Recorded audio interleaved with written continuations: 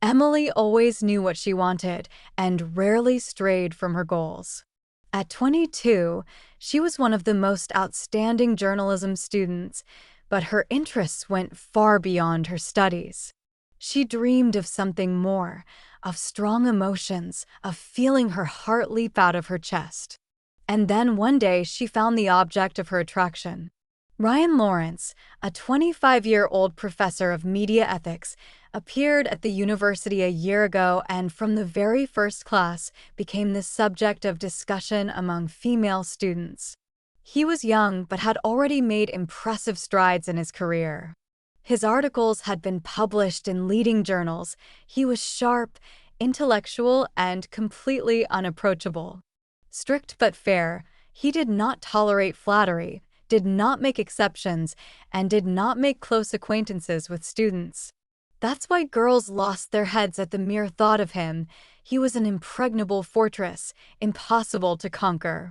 But Emily didn't believe in the word impossible. She wasn't the only one who dreamed of him. Dozens of girls were looking for any opportunity to linger after a couple to ask him a random question. On social networks, his profile looked empty and restrained. No photos with friends, no personal details, just articles, publications, and occasional musings on media philosophy. The more she learned about him, the more she wanted to prove that he wasn't as cold as he wanted to appear. And then she decided she would get him. The first step was cautious. Emily didn't want to seem intrusive, so she chose an excuse that seemed neutral enough. Envelope with arrow Emily, Professor Lawrence, hello, I came across your article in The Atlantic and would like to discuss a point. Do you have a couple minutes? There was no response. She waited a day. Then two. Nothing. Emily thought maybe he just hadn't seen the message. A few days later, she texted again. Envelope with arrow Emily, I apologize for the inconvenience, but I'm really interested in your opinion. Your article about journalistic ethics and social media has made me rethink my approach to personal blogging. I'd love to know what you think about the boundaries of personal and professional in journalism. Silence again. She was already beginning to lose patience when suddenly, good evening. I'm glad you enjoyed the article. Boundaries are subjective and context-dependent. You should read Mackenzie's work on the subject. It was a short, restrained message, not a hint of interest in dialogue. But it meant the most important thing. He'd seen it, he'd responded. Emily concluded that if you want to get the attention of a man who shuts himself off from everyone, you have to do things differently. She continued to write to him, but now not just with questions, but with observations. Envelope with arrow Emily, have read Mackenzie and it's interesting. But I have a question. If a journalist must maintain objectivity, what about personal values? Have you ever faced this conflict yourself? This time the answer came more quickly. Everybody faces it. The question is how you deal with this conflict. Which is more important, the truth or your feelings? The game was on. She noticed that his answers were getting a little longer. Sometimes he even asked her questions himself. She would text him late at night, knowing he checked his mail before going to bed.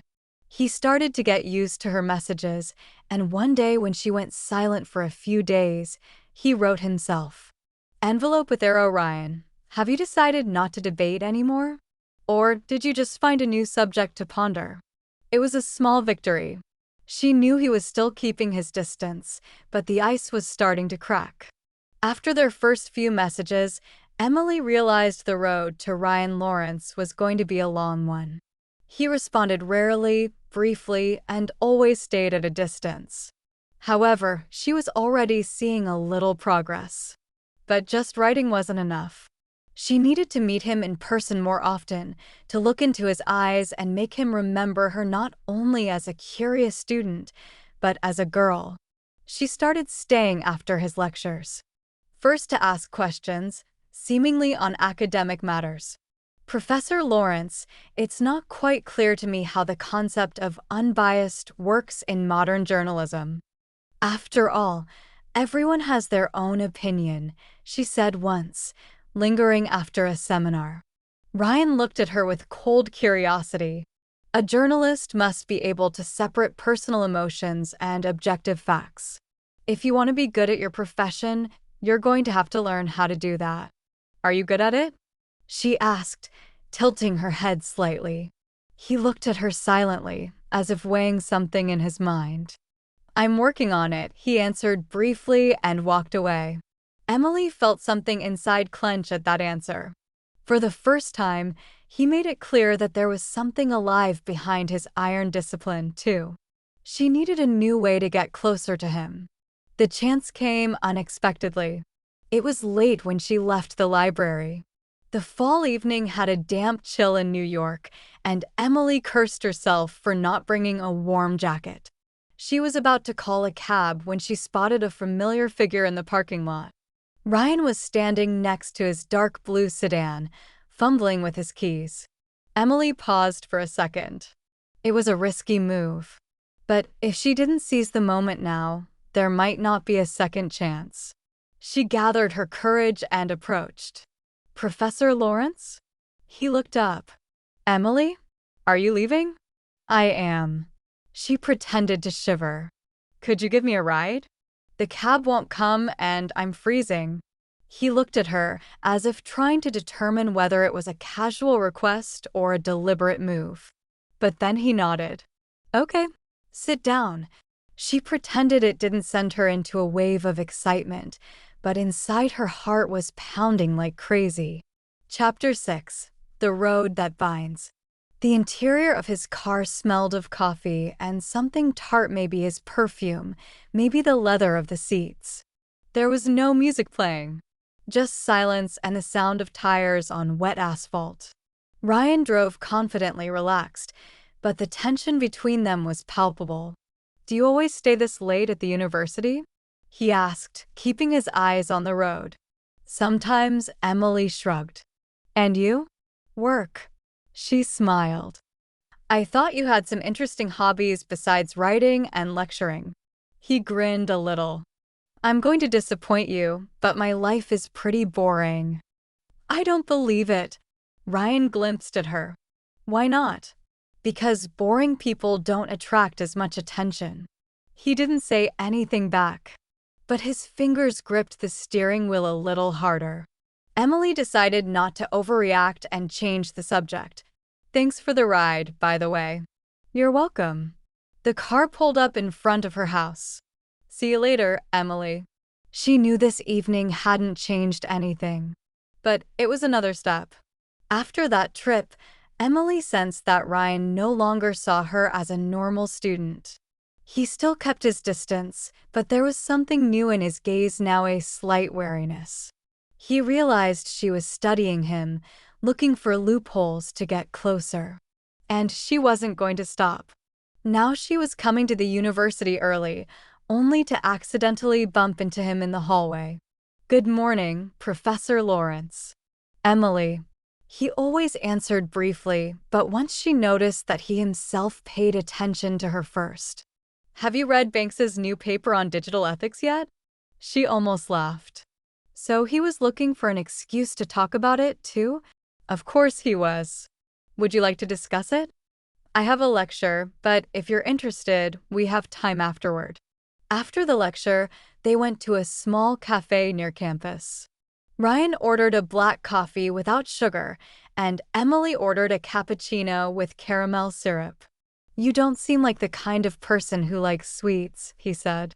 And you don't seem like someone who likes anything at all, she parried with a smile. He looked at her with a slight squint. What is that supposed to mean? You're too reserved. Always in control of every word, every gesture.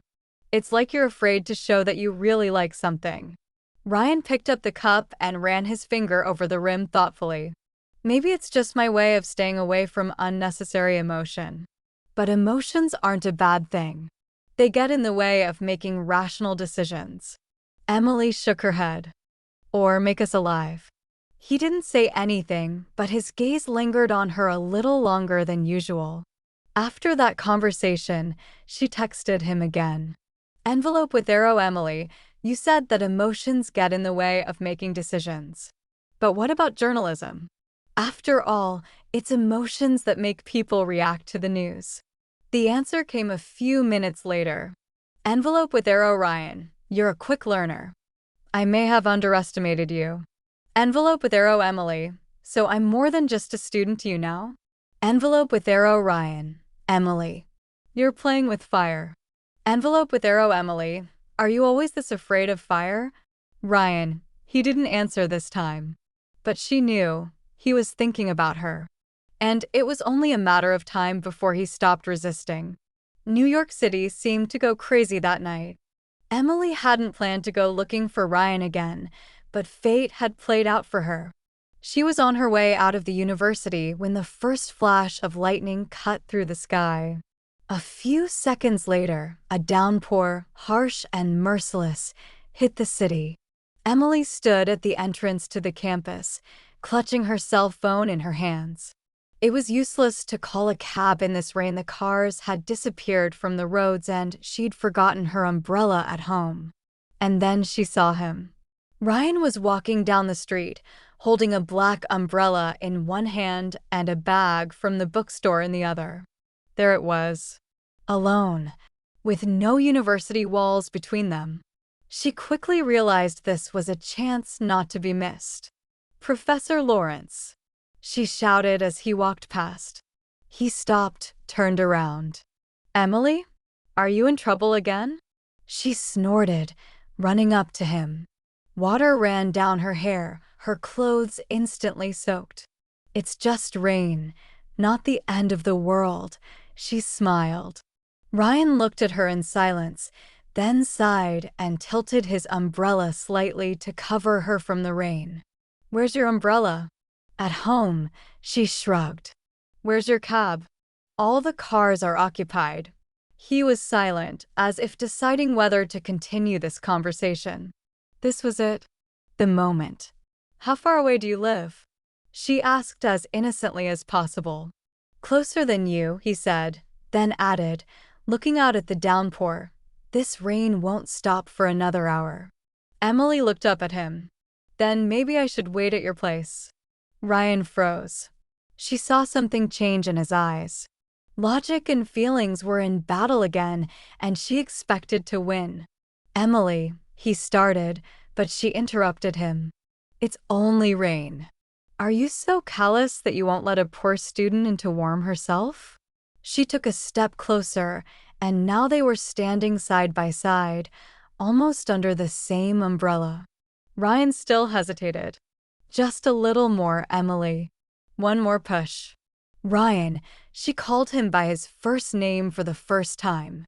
Let's not get formal, okay? It's just a short visit. He whined quietly, but after a couple seconds, he nodded. Okay, just for a little while. His apartment was exactly as she'd imagined it. Spacious, with panoramic windows in a minimalist style. Dark walls, wooden shelves, books, a few paintings, and a deep blue couch.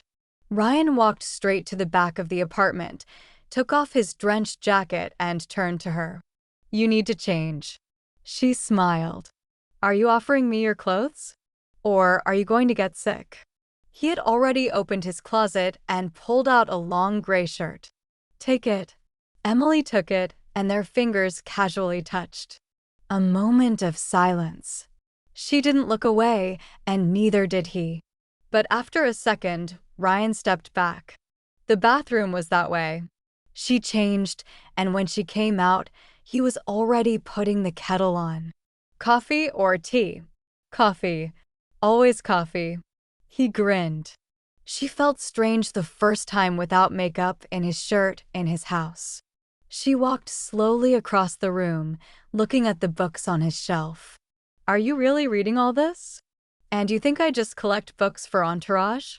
Emily grinned, picked one up at random, and sat down on the couch. Then I'll read it. Ryan set a cup of coffee in front of her and sat down across from her. She opened the book, but she could feel his gaze on her. Emily pretended to read, but she was actually watching Ryan.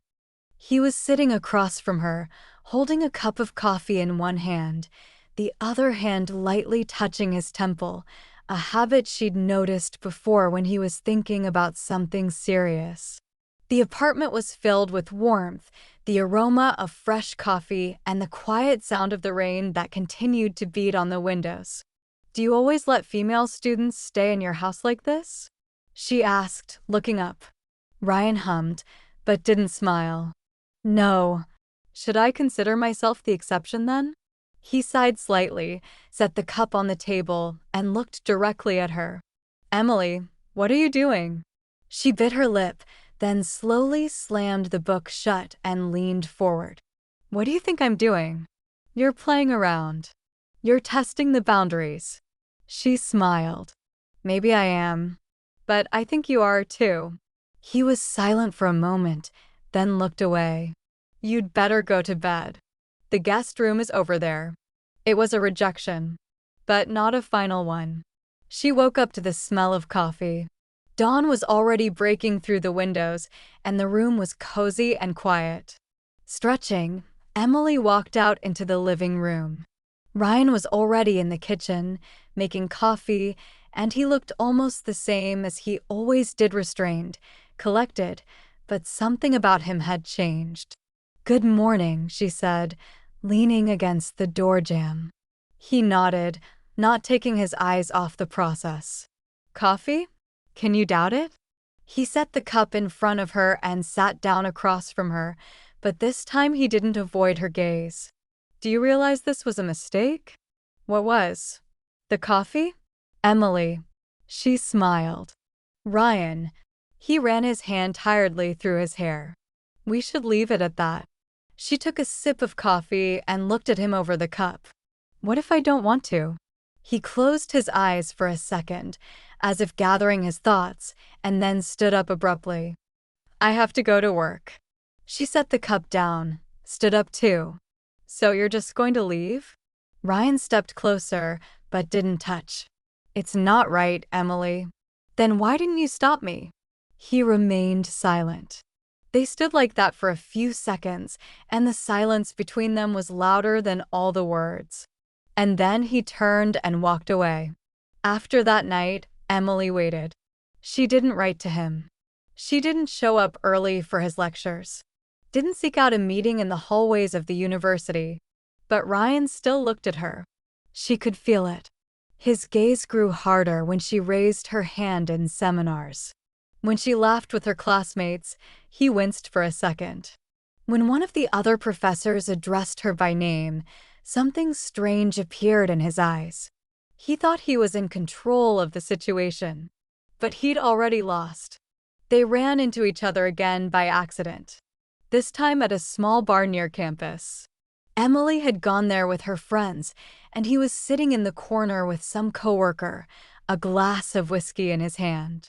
When their gazes met, he stiffened, and she smiled. Half an hour later, he was on his way out of the bar, and she followed him. "It's raining again," Emily said when they were outside. Ryan stopped, ran his hand over his face, exhaled. "Are you doing this on purpose?" "Doing what on purpose?" "You know." She stepped closer. "Ryan." He closed his eyes for a second. "You're my student." "Not anymore. Exams are taken. Grades are posted. You're not my professor anymore." He didn't say anything. She took another step closer. "Tell me you weren't thinking about me. That after that night I just disappeared to you." He was silent. "Tell me and I'll leave." Ryan opened his mouth to say something, but then gritted his teeth. And that's when Emily realized he couldn't. The rain was getting heavier, but they stood there without moving.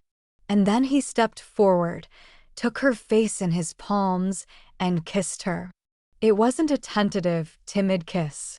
It was everything he'd been holding back. When they pulled away from each other, Emily smiled. "Well, are you satisfied now?" Ryan sighed, running his hand through her wet hair. "Yeah," he said.